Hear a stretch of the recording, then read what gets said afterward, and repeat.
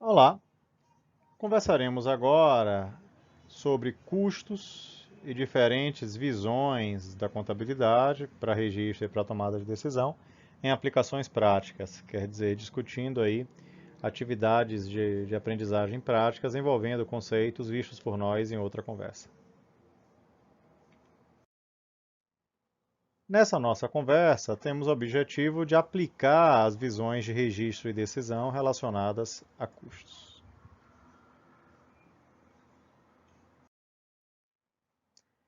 De conversa anterior, vimos que a informação de custos ela pode ser caracterizada em dois diferentes contextos. Um contexto de registro, calcado aí pela objetividade, e um contexto de tomada de decisão, calcado aí pela subjetividade, quer dizer, na ideia de gerar uma informação que melhor subsidie o processo de tomada de decisão. A informação de registro, para ser objetiva, ela é calcada numa prova que registra o que já aconteceu. Mas, geralmente, quando tomamos decisão, precisamos entender as consequências futuras da decisão tomada. E aí, nesse contexto, a atividade diz que um pequeno fazendeiro resolveu montar uma fábrica de queijos e manteiga aproveitando o leite. Ou seja, ele vai aproveitar o leite que antes ele produzia e vendia e vai usar esse leite para produzir queijo e manteiga, passando a vender então queijo e manteiga.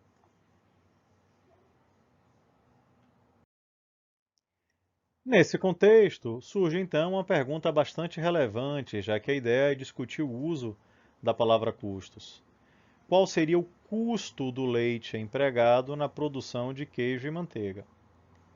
Obviamente, como a fazenda é dele, as vacas são dele, o leite é dele, ele não pagará, não desembolsará nada para ter o leite que já é dele. Mas isso quer dizer que o custo seria nulo? Não.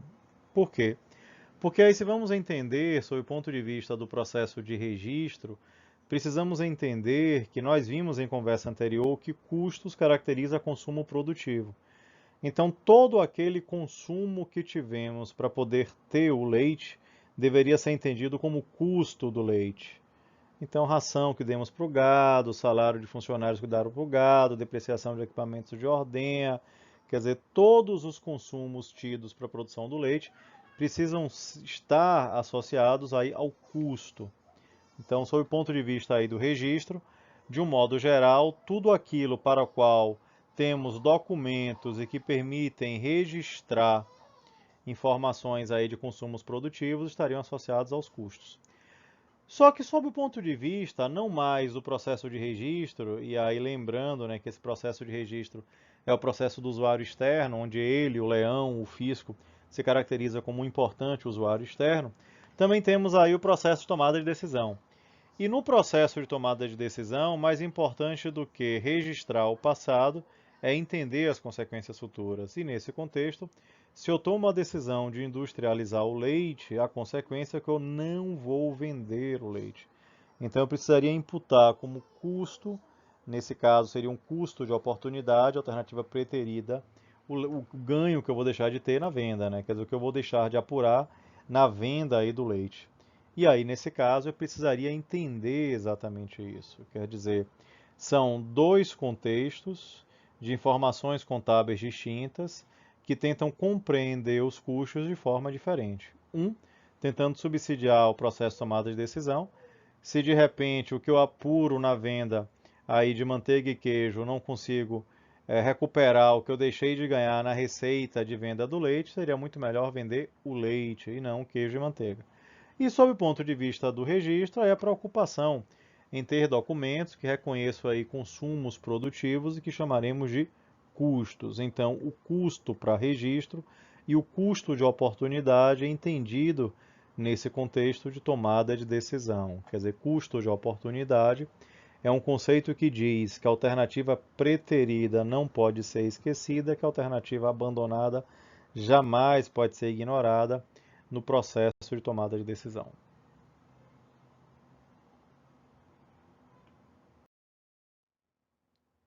Brincando com o conceito de custo de oportunidade, tem uma foto aí na internet que o sujeito plota no carro exatamente a ideia do custo de oportunidade, né? Então, se alguém reclamar que o carro dele é um carro antigo e sem boas condições de rodagem, ele aí está dizendo, né? A pé seria muito pior, quer dizer, a alternativa preterida, abandonada pelo fato de andar com o carro, seria andar a pé. Então, com toda certeza, o carro é velho, mas ainda assim ofereceria para ele um melhor conforto do que andar a pé. Em outro exemplo, para poder discutir as duas diferentes visões contábeis e o uso da palavra custos, aí eu chamo a atenção. Comprei um carro por 5.000 ontem. Hoje percebi que carros similares ao meu são vendidos por 8, e aí eu pergunto, qual o valor do carro? Então, se eu quero entender qual o custo desse carro, qual seria esse custo? E aí, obviamente, dois contextos de informações diferentes. Então, sob a ótica de registro, eu teria que ter uma prova, um documento. Esse documento seria a nota fiscal que chamaria a atenção para o fato de que o carro foi adquirido por 5. Mas sob a ótica da tomada de decisão, se eu estou com o carro, eu estou deixando de exercer a venda. E se eu vendesse, eu apuraria 8. Então, sob o ponto de vista do processo de tomada de decisão, incorporando a ideia de custo de oportunidade, de alternativa preterida ou abandonada, se eu estou usando, eu estou deixando de vender. Então, se vendesse, eu apuraria 8. Então, o valor, o custo do carro seria 8.000. Então, note que duas informações com usos em contextos distintos. Então, qual seria o custo, qual seria o valor do carro? Sob a ótica do registro, seria então a conjugação do verbo no passado, né? Comprei por 5, tem um documento que permita uma posterior auditoria ou conferência a partir de normas contábeis, e aí esse documento deixaria claro que o valor de registro, o valor contábil, seria de 5.000. Mas, se eu estou com o carro, eu estou deixando de vender. E se vendesse, eu apuraria 8.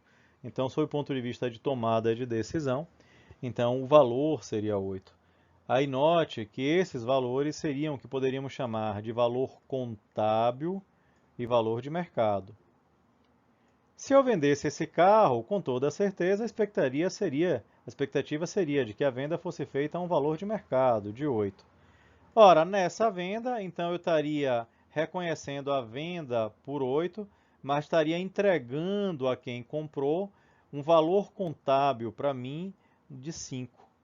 Logo, se eu vendesse por 8 algo que contabilmente estaria valendo 5, eu teria um ganho de capital, né, que seria a diferença de 3. No Brasil, esse ganho de capital é tributado e precisaria ter, então, reconhecido.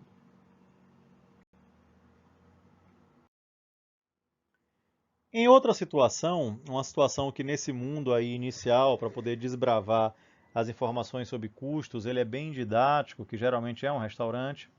Por que que ele é bem didático? Porque ele tem características de indústria, né? Ele processa insumos para poder ter o prato. É, na verdade, uma operação comercial, né? Ele vende o prato tributado por ICMS, é essencialmente uma operação comercial, já que os pratos prontos não são estocados, mas também caracteriza aí muito de serviço. Por quê? Porque não tem aí a formação do estoque do prato pronto, quer dizer, é dinâmica, né, a produção com a questão da entrega.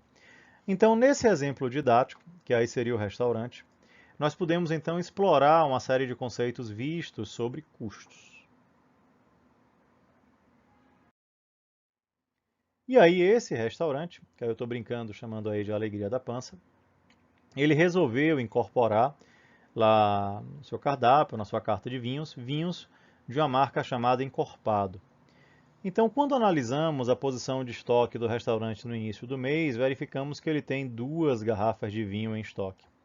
A primeira garrafa, né, ele comprou no início do mês por 30, a segunda garrafa ele comprou no meio do mês por 40.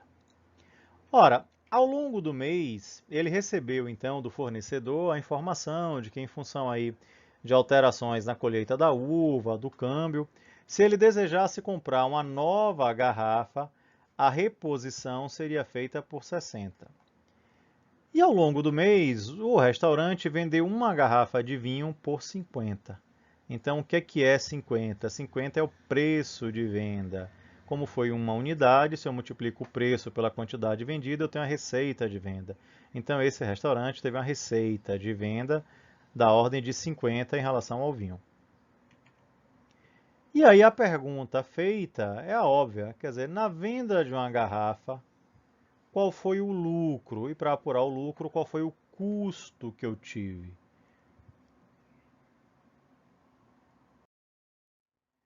Bom, se vamos apurar o lucro, vamos ter que fazer um confronto entre receitas e consumos. A receita foi dada, eu vendi o vinho por R$ 50. Agora, qual foi o consumo? Eu consumi uma garrafa, mas e qual foi o valor desse consumo? Quanto é que eu vou associar ao consumo da garrafa, que nós poderíamos chamar de custo aí da mercadoria vendida? Então, sempre seguindo a lógica do registro para tomada de decisão, sob a ótica do registro, a gente teria que fazer ele com base na documentação que temos. Que documentação? Essencialmente, os comprovantes para o fisco, as notas fiscais. Então, se vamos olhar para essa documentação, de um modo geral, essa documentação flexiona verbos no passado, e ao flexionar verbos no passado, são documentos daquilo que já ocorreu. E essa documentação, então, diz que nós temos em estoque duas garrafas, a primeira comprada por 30, a segunda comprada por 40, quer dizer que na soma esse estoque vale 70, sendo a mais antiga 30, a mais nova 40, e se eu divido por 2, o custo médio de cada garrafa é da ordem de 35. Então, se vamos usar essa informação para a partir daí apurar o custo e depois o lucro, o que é que precisamos então considerar? Que vendemos por 50 e a partir daí vamos ter que entender qual foi o custo que vamos reconhecer associado à garrafa que vendemos.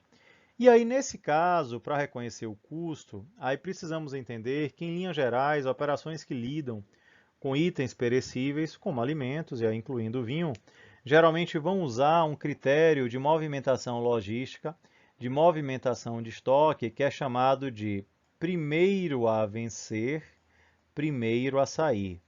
Então, se eu vou dar baixa em algum item perecível, eu vou olhar para a data de validade e aquilo que vence primeiro, eu consumo primeiro. Então, se você vai fazer um bolo na sua casa e para fazer o bolo você precisa usar leite condensado, se você abre sua despensa e verifica que tem 3 latas de leite condensado, um uso racional olharia para a data de validade, o vencimento aí dessas latas e consumiria aquela que fosse vencer primeiro. Aí, geralmente, sob o ponto de vista logístico, nós então dizemos que a movimentação vai ser feita sob a lógica do PV, PS, primeiro a vencer, primeiro a sair. Bom, como a nossa discussão é de apuração de custos centrada em informações contábeis, a contabilidade não vai olhar para a data de vencimento, mas ela pode olhar sim para a data de entrada aí no estoque. E aí eu poderia fazer uma avaliação do custo com base num critério chamado de primeiro que entra, primeiro que sai, PEPS. Esse critério dá sempre baixa naquilo que é mais antigo. Então, quando nós olhamos a cronologia aí das garrafas do nosso estoque, a mais antiga seria no valor de 30. Ora, se eu vendi por 50 algo que eu estou reconhecido o consumo no valor de 30, 50 menos 30 chegaria então no lucro apurado de 20. Por outro lado, a contabilidade financeira, ela também permitiria que pudéssemos usar um critério que chama a atenção do custo médio. Ora, como eu tinha duas garrafas que somadas valiam 70 e dividido por 2, eu acho que em média cada um valeria 35. Se de 50 eu subtraio o custo médio de 35, aí eu chego então num resultado apurado pelo custo médio da ordem de 15. E se porventura eu vou usar um outro critério que diz que o último que entra é o primeiro que sai, então eu venderia por 50 algo cujo custo de entrada seria 40, e aí então eu apuraria, na verdade, um resultado de 10. Bom, o que vai acontecer? Sob o ponto de vista da contabilidade de usuário externo, os três critérios seriam, a princípio, possíveis, já que eles se baseiam no uso aí da documentação existente, seriam possíveis. Só que tem um detalhe. Imaginando que essa empresa vai ser tributada a partir do ganho que apurou, qual seria então a melhor decisão para essa empresa? Bom, a melhor decisão seria aquela que implicaria o melhor recolhimento tributário fiscal. Então, com toda certeza, o menor recolhimento tributário fiscal estaria associado ao uso do EPS, que reconheceria um custo maior e um lucro menor. Só que, obviamente, um dos usuários externos importantes vai ficar preocupado com isso. Então, de um modo geral, o fisco brasileiro vai proibir o uso desse critério WEPS, porque apesar de registrar o que já aconteceu, ele traria, então, uma implicação de um recolhimento tributário menor. Então, sob o ponto de vista financeiro, fiscal, de um modo geral, o que é que nós faríamos? Nós, então, escolheríamos o critério que trouxesse uma melhor implicação fiscal, quer dizer, um menor pagamento de tributo, e aí, nesse caso, considerando essa tributação por lucro real, né, eu apurei o lucro por meio do confronto entre o preço de venda e o custo que eu obtive, então, registraríamos que essa operação teria dado aí um lucro usando o método do custo médio da ordem de 15. Então, o que é que seria esse registro? Seria, então, um registro sob o ponto de vista da contabilidade de usuário externo, amparado por aquilo que já ocorreu, e esse que já ocorreu estaria, então, amparado aí nas notas fiscais de entradas que registrariam a entrada no estoque dessas duas garrafas de vinho. Mas o fato de termos um registro de lucro nessa operação quer dizer que o seu desempenho é bom, é satisfatório?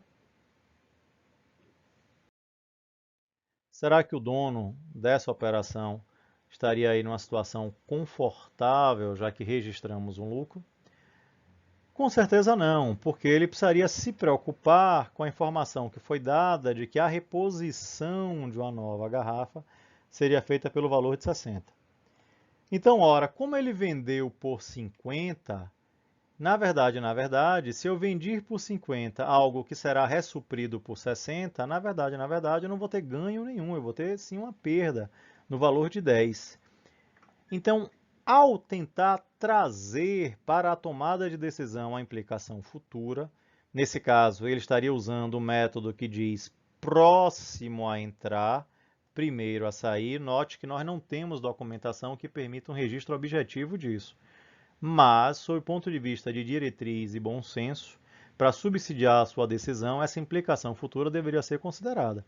Então, nesse caso, o que é que estaria sendo destacado? Que apesar de termos registrado um lucro, na verdade, sob o ponto de vista de decisão, a venda por 50 de algo que será reposto por 60 traria, na verdade, um prejuízo.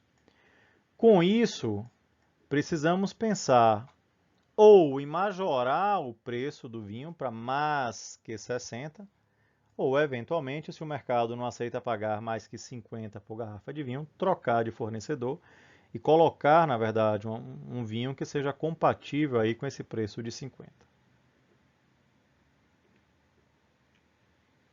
Então, quando usamos um critério como o PREPS, estamos, na verdade, trazendo para esse contexto subsídios da contabilidade gerencial que tenta apresentar essa informação relevante para o processo de tomada de decisão, que aí diria, ou reajustamos antes os preços, ou procuramos encontrar um fornecedor que tenha um custo compatível com o preço de 50. Quer dizer, nessa nossa conversa, palavras novas surgiram. Então, sob o ponto de vista do registro de informações de custos na contabilidade financeira, podemos usar métodos chamados de PEPs, WEPs ou custo médio. E sob o ponto de vista da contabilidade gerencial, aí o aspecto importante de entender o método chamado de PREPs. Cada um desses métodos será discutido por nós em outras conversas. Com isso, esperamos ter alcançado o objetivo pretendido para essa nossa conversa, que envolvia aplicar as visões de registro e decisão relacionada à palavra custos, quer dizer, a mesma palavra que subsidia o registro é a mesma palavra que dá suporte ao processo de tomada de decisão. Bons estudos!